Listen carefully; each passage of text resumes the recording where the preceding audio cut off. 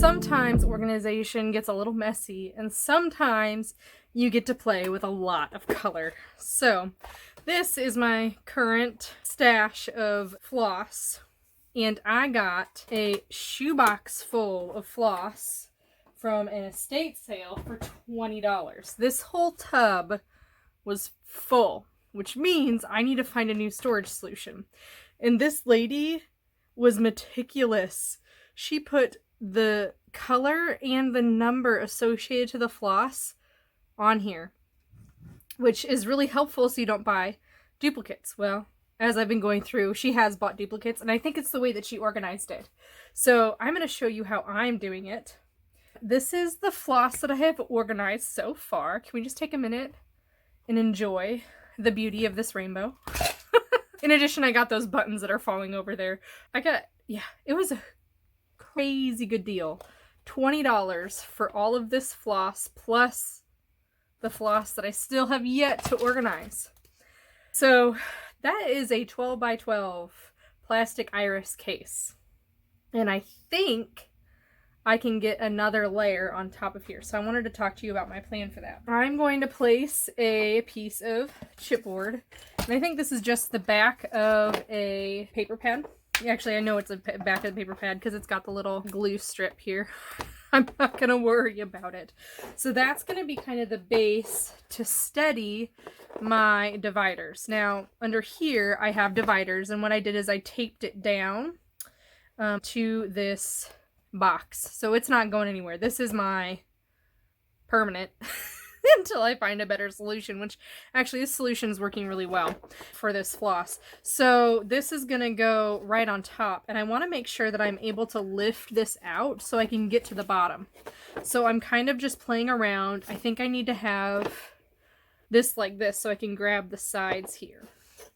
So I'm going to show you how I make these because it's super simple, and I am using, I think, 140-pound cardstock from Joann. Let me actually show you. This is my favorite cardstock when dealing with these kinds of things because it is super sturdy. It's actually 110 pound, but I swear this is 140. Like, this is the thickest stuff. You can't get it at Michael's. It is so thick. It is comparable to Vicki Boutin Foundation's paper. I do mixed media on this stuff all the time.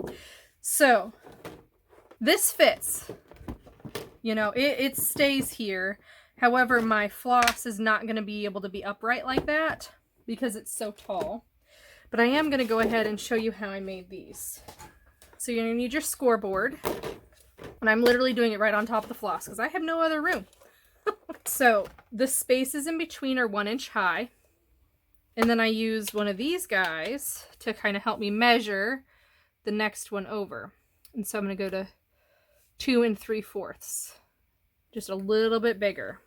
And then I'm going to do 1 inch and then 1 inch. This is so I can fold it back on itself and glue these two together. And I'll show you how to do that in just a minute. So this is, the flap is going to go up like this so that on the one side it's very thin, and that's okay. These two are going to get folded together and glued, and then my thing is here. See, this is how this is flap right here. This flap will connect to this one because it's just a single side, and that's how you can kind of get a continuous row of these dividers. There's no perfect solution for scrapbooking and organizing, and so instead of looking for that perfect solution in plastic, go ahead and make bins and baskets themselves out of paper. And this is one of those solutions where I want my rows nice and neat. They are not going to stay nice and neat unless I have a divider between them. And why don't I just make it out of paper? Making it out of paper is allowing me to adjust for my needs. I didn't want to go buy one of those fancy jewelry cases that a lot of people house their embroidery floss in because I would need like 4 of them. I have this 12 by 12 iris case. I don't want to go buy something new for something that I spent so little on. So I think this actually is going to work out to be the perfect solution because I have so much now. Before, it wasn't that big of a deal. I didn't have that much. So see how these two that were an inch are going to pinch together and make my dividing walls. Now that I have everything folded up, I'm going to go ahead and glue the inside so that they stay together. Check the bottom. I might just stick my nozzle in there just to ensure that it adheres, because the worst thing would happen is if this came out and all of my floss went everywhere. Okay, so now what I was talking about, where I've got this little lip, I can put it right on top and it will adhere nicely. So I'm going to adhere all of these flaps to the single side that is facing up. Voila! So now all of my floss will sit in here nicely. Okay, let's do a size test check. Okay, I need about 2 more rows, probably. Yeah, I'd say 2 more rows to fill this. So I'm going to go ahead and do that. Okay, so the final step of my, well, second to last step of my plan is to add these borders. And I'm just doing it the same way with the scoring. So instead of an inch deep, I'm just going a 1/2 inch. And then I'm using my floss holders as a guide. And then I am just scoring and making little flaps that will go in between. I'm doing this because when I lift this out of here, I don't want the floss to move. In addition, this is only an inch tall, and so my floss is going to kind of lay flat, and it needs something to lie against in order not to fall out and into the bottom row. So again, I am just scoring, but this time it's 1/2 inches instead in between. So I only have 3 pieces left, so I'm going to go ahead and cut this one off. I'm going to glue these together, just like we did with the base. That way I can glue these like that. So this is providing stability to this item, these dividers.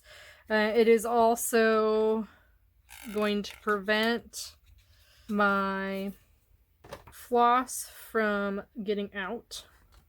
That warping on the other end is because I was trying to experiment with making them wider or not, and I just needed to make them the same width, but it's okay. I mean, it doesn't really matter. I don't really care about that.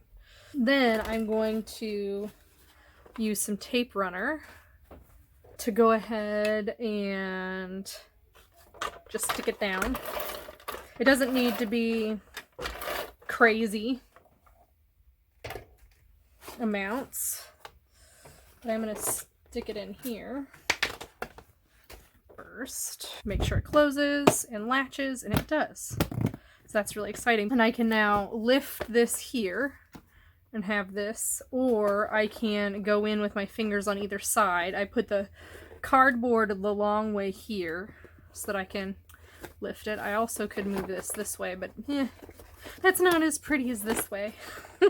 So now all that's left really is to add my floss to the top row. Now I have a ton of extra room, hopefully. We'll see. I will add some photos of this project at the end of the video if you want to see the end result. Don't forget to like, comment, and subscribe, and I'll see you next time.